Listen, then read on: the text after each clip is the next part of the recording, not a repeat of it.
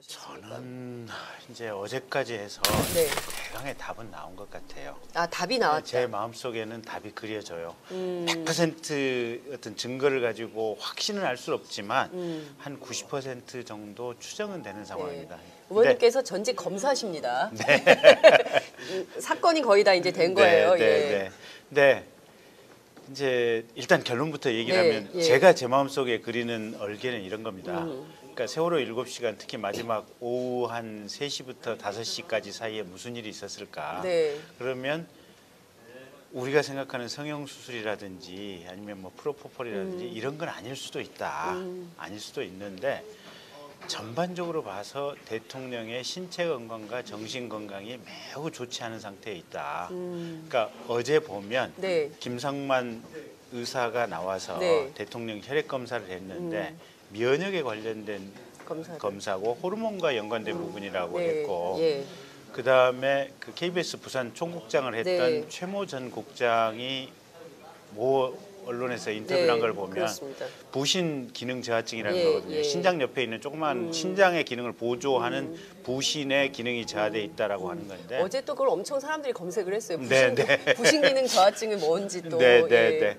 그러니까 전체적으로 얘기를 들어보면 박근혜 대통령을 오래전부터 지켜보거나 알았던 사람들에 의하면은 대체로 한 5, 6년 전까지만 해도 박근혜 대통령이 비교적 사리 판단도 명료하고 네. 얘기를 하면 그렇게 대화가 막히거나 우리가 생각하는 무슨 벌꿀과 꿀벌, 산소가스, 이산화가스를 할 그 정도는 아니었다는 거예요 보면. 근데 어느 시점부터 특히 최근에는 굉장히 어떻게 보면 언어 사용이라든지 특히 그 중국 가서 국경절날 보면 딴 정상들은 사진 찍으러 착착착착 걸어가서 옆에서 사진 찍고 있는데 박근혜 대통령 걸어갔다가 상황 파악을 전혀 못하고 악수하고 뒤로 돌아서 가려고 하니까 시진핑 주석이 잡았지 않습니까? 저게 무슨 상황이었을까 했는데 사실은 대통령이 육체 건강이 굉장히 안 좋은 상태도 있고 그게 거기에 따라서 정신 건강도 상당히 안 좋은 상태에 있었다. 특히 수면제 처방했다는 얘기가 좀 계속 여러 군데 들고 있지 않습니까? 불면증이 시달렸다. 그러면 잠을 못 자다 보니까 계속 멍한 상태에 있지 않았을까. 그러면 세월호 그 시각도 아직 확정이나 확신은 아닙니다. 근데 제 머릿속에 추정되는 것은 그 상황을 보고는 있지만 의미를 파악하고 있지는 못하는 이런 단계가 아니었을까. 이런 상황이 아니었을까. 눈앞에서 뭔가는 벌어지고 있는데 그게 뭘 의미하는지에 대한 정확한 인식은 없지 않았을까. 거기다가 전효옥 전 의원이 이제 모 언론에서 인터뷰한 것을 보면 박근혜 대통령은 아버지도 비명 행사를 했고 어머니도 비명 행사를 했고 그래서 어떤 사건 사고로 사람들이 다쳐가거나 죽어가는 이런 상황을 접했을 때 보통 사람들이 느끼는 가슴 아픔이라든지 이런 마음속의 애절함이라든지 연민이라든지 이런 것들이 상당히 다를 수 있다. 그러니까 우리 엄마 아버지도 더 심하게 돌아가셨는데 저 정도쯤이야. 그렇죠. 이런 생각이 있다는 건가요? 그런 것들을 쭉 종합해 보면 그 2시간 동안에 성형수술이 있었느냐 없었느냐 프로포폴에 취해 있었느냐 없었느냐 이게 팩트가 아니고 오히려 전반적으로 보면 상당히 이분이 일반적인 상황 속에서도 판단이라든지 느낌에 문제가 있을 수 있다. 그러다 보니까 그 전직 조리장 얘기를 들어보면 공식적인 비서관 회의라든지 이런 게 있지 않는 한은 아침부터 그냥 관저에 머물러 있다는 거 아닙니까? 그러니까요. 안 나간다는 거 아닙니까? 관저 안에서 있고 그래서 심지어는 이 조리장 나가는 그 당일까지도 본인이 화장을 안 했다는 이유로 조리장도 안 만나고 그냥 잘 가시라. 몇 년 동안 자기 식사 시중을 들어줬던 분에 대해서도 그랬다고 하는 거 아니겠습니까? 그러니까 굉장히 건강도 안 좋고 정서적으로도 좀 독특한 상태에서 스스로 유폐돼 있고 이런 그러니까 정상적인 판단과는 거리가 멀었다. 그러니까 이제 대통령이 그냥 옛날에 왕은 아니잖아요. 그러니까 그 아래 것들이 다 알아서 하고 그렇습니다. 그냥 혼자 궁 안에서 부중궁궐 안에서 혼자 뭐 식사하시고 혼자 이런 거는 아니잖아요. 근데 실제로 본인의 자리매김을 그렇게 한 것 같아요. 보니까. 스스로. 왜냐하면 통치도 보면 똑똑한 신하들이 알아서 한다. 그러니까 이제 옛날 왕들 중에 네, 이제 예. 좀 이상한 왕들은 그렇게 했지 않습니까? 그렇습니다. 예. 예. 근데 지금 대통령도 사실은 우리가 대통령을 뽑을 때는 열심히 일하고 네. 국민들을 사랑하는 마음으로 그렇습니다. 정말 정책 전반에 예. 대해서 이렇게 보살피라고 하는 의미에서 우리가 대통령을 뽑았잖아요. 네. 근데 이분은 그런 정치 정책도 자기가 하는 것이 아니고 그냥 자기는 중심으로만 있고 알아서 최순실 또는 뭐 있는 청와대 비서관들 거기서 그냥 알아서 하는 정도. 그러면 이 나라의 국정 상황은 그러면 안으로는 뭐 김기춘 뭐 이런 안보실 김관진 혹은 뭐 과거에는 김장수 뭐 이런 분들이 이렇게 컨트롤을 했었던 거고 사령관으로 네. 대통령은 그냥 니들이 알아서 해. 그리고 어쨌든 나는 그냥 고고하게 존재만 할 터이니 그 정말 공항의 여왕으로 존재할 터이니 나한테 복잡한 거 가지고 오지 마. 그다음에 내가 책임질 만한 것은 절대 끌어들이지 마. 그러니까 보면 그 과거에 김관진 그 국가안보실장이 네. 청와대는 재난안전의 컨트롤 타워가 아니라고 했잖아요. 그렇습니다. 예, 깜짝 놀랐죠. 뭐 많은 국민들이. 그게 생각하기 어려운 관념 아닙니까? 네. 근데 저는 그게 김관진의 입에서 나왔다기보다는 대통령의 생각을 사후적으로 전달받아서 김관진의 입을 빌어서 얘기를 했다고 생각이 들어요.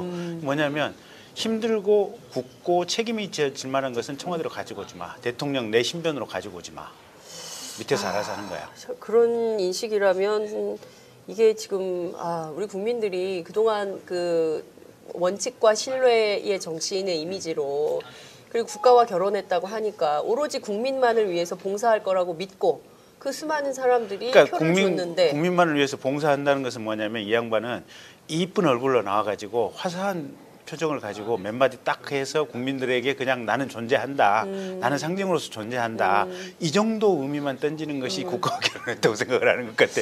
예. 어제 그 버킹엄 궁 앞에 그 호텔 있지 않습니까? 그 영국.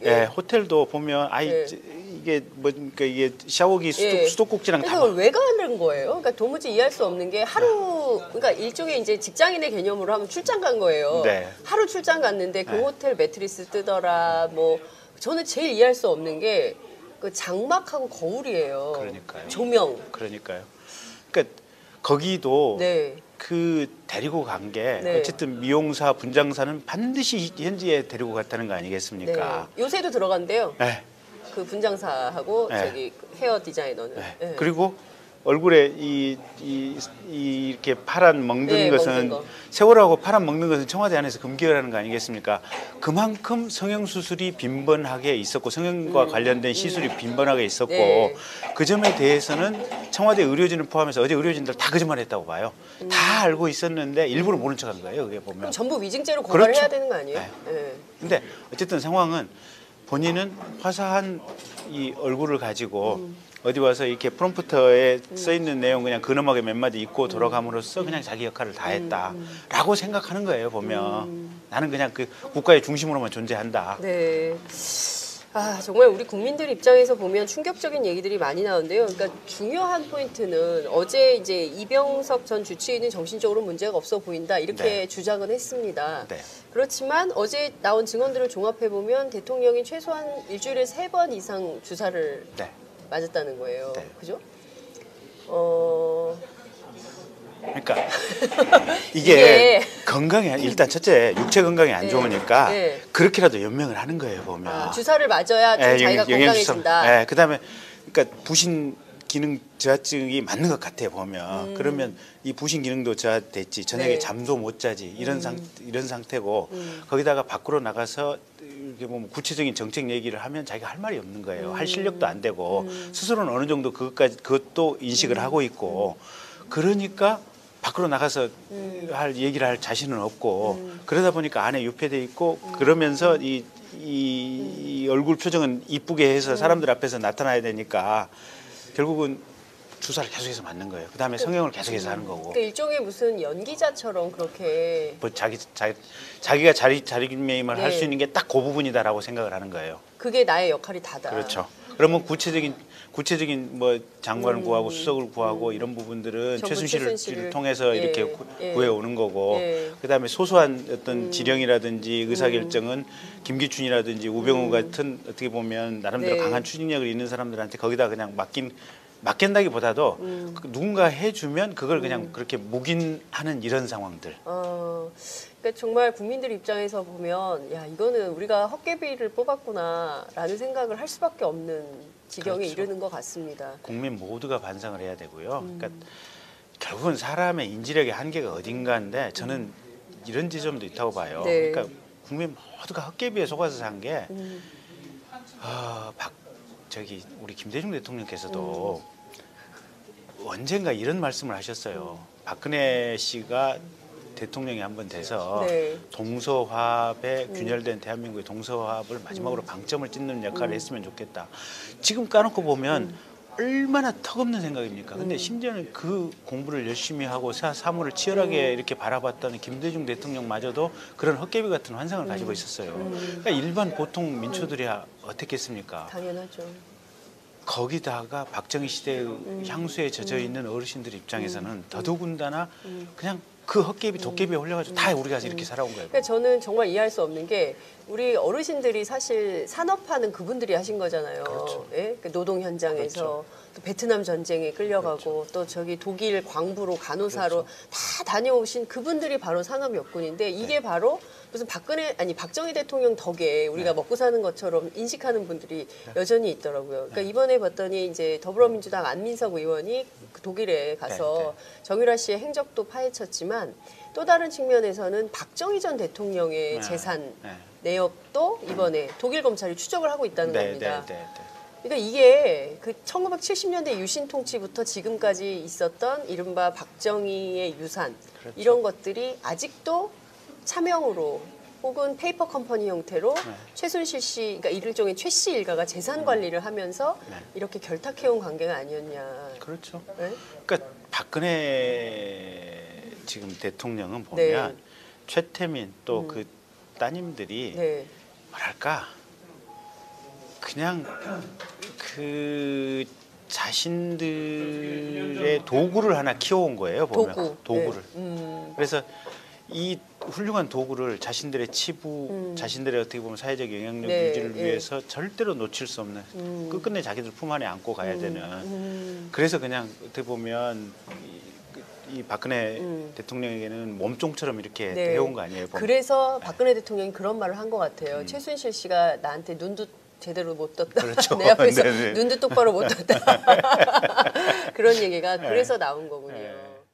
저는 이제 어제까지 해서 대강의 답은 나온 것 같아요. 아, 답이 나왔다. 제 마음속에는 답이 그려져요. 100% 어떤 증거를 가지고 확신은 알 수 없지만 한 90% 정도 추정은 되는 상황입니다.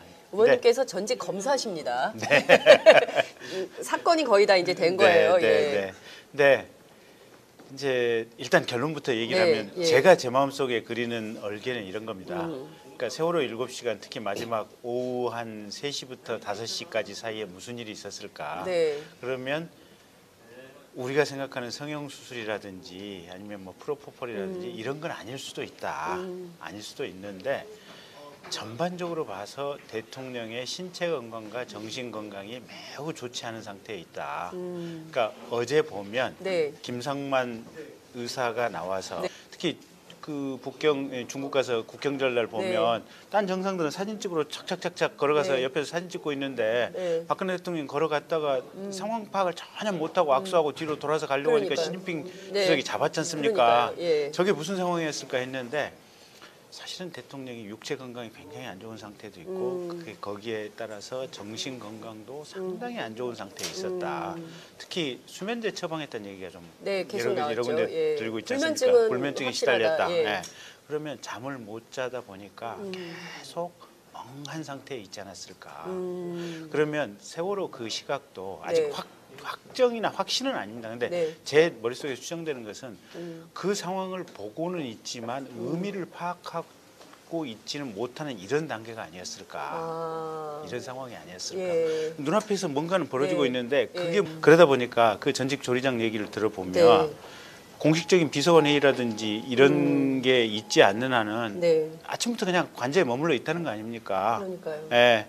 안 나간다는 거 아닙니까? 관저 안에서 있고 그래도 심지어는 이 조리장 나가는 그 당일까지도 본인이 화장을 안 했다는 이유로 조리장 도 안 만나고 그냥 예. 잘 가시라. 예. 몇 년 동안 자기 식사 시중을 예. 들어줬던 분에 대해서도 그랬다고 예. 하는 거 아니겠습니까? 예. 그러니까 굉장히 건강도 안 좋고 정서적으로도 좀 독특한 상태에서 스스로 유폐돼 있고 이런 그러니까 정상적인 판단과는 거리가 멀었다. 그러니까 이제 대통령이 네. 그냥 옛날에 왕은 아니잖아요. 네. 그러니까 그 아래 것들이 다 알아서 하고 그렇습니다. 그냥 혼자 네. 궁 안에서 구중궁궐 안에서 혼자 뭐 식사하시고 혼자 이런 거는 아니잖아요. 근데 네. 실제로 본인의 자리 뭘 의미하는지에 대한 네. 정확한 인식은 없지 않았을까. 아, 거기다가 전효욱 전 의원이 이제 모 언론에서 인터뷰한 것을 보면 박근혜 대통령은 아버지도 비명 행사를 했고 예. 어머니도 비명 행사를 했고 그래서 어떤 사건 사고로 사람들이 다쳐가거나 죽어가는 이런 상황을 접했을 때 보통 사람들이 느끼는 가슴 아픔이라든지 이런 마음속의 애절함이라든지 연민이라든지 이런 것들이 상당히 다를 수 있다. 아, 그러니까 우리 엄마 아버지도 더 심하게 돌아가셨는데 저 정도쯤이야. 그렇죠. 이런 생각이 있다는 그렇죠. 건가요? 그런 것들을 쭉 종합해 보면 네. 그 2시간 동안에 성형수술이 있었느냐 없었느냐 프로포폴에 취해 있었느냐 없었느냐 이게 팩트가 아니고 네. 오히려 전반적으로 보면 상당히 이분이 일반적인 상황 속에서도 판단이라든지 느낌에 문제가 있을 수 있다. 네. 대통령 혈액 검사를 했는데 면역에 관련된 검사고 호르몬과 연관된 부분이라고 네. 했고 예. 그 다음에 그 KBS 부산 총국장을 했던 네. 최모 전 국장이 모 언론에서 인터뷰를 한 걸 보면 그렇습니다. 부신 기능 저하증이라는 예, 거거든요. 예. 신장 옆에 있는 조그만 신장의 기능을 보조하는 부신의 기능이 저하돼 있다라고 하는 건데. 어제 또 그걸 엄청 사람들이 검색을 했어요. 네, 부신 기능 저하증이 뭔지 또. 네, 네, 예. 네. 그러니까 전체적으로 얘기를 들어보면 박근혜 대통령을 오래 전부터 지켜보거나 알았던 사람들에 의하면은 대체로 한 5, 6년 전까지만 해도 박근혜 대통령이 비교적 사립 판단도 명료하고 네. 얘기를 하면 그렇게 대화가 막히거나 우리가 생각하는 무슨 벌꿀과 꿀벌, 산소가스, 예, 이산화가스를 예. 할 그 정도는 아니었다는 거예요 보면. 예, 예. 근데 어느 시점부터 특히 최근에는 굉장히 어떻게 보면 언어 사용이라든지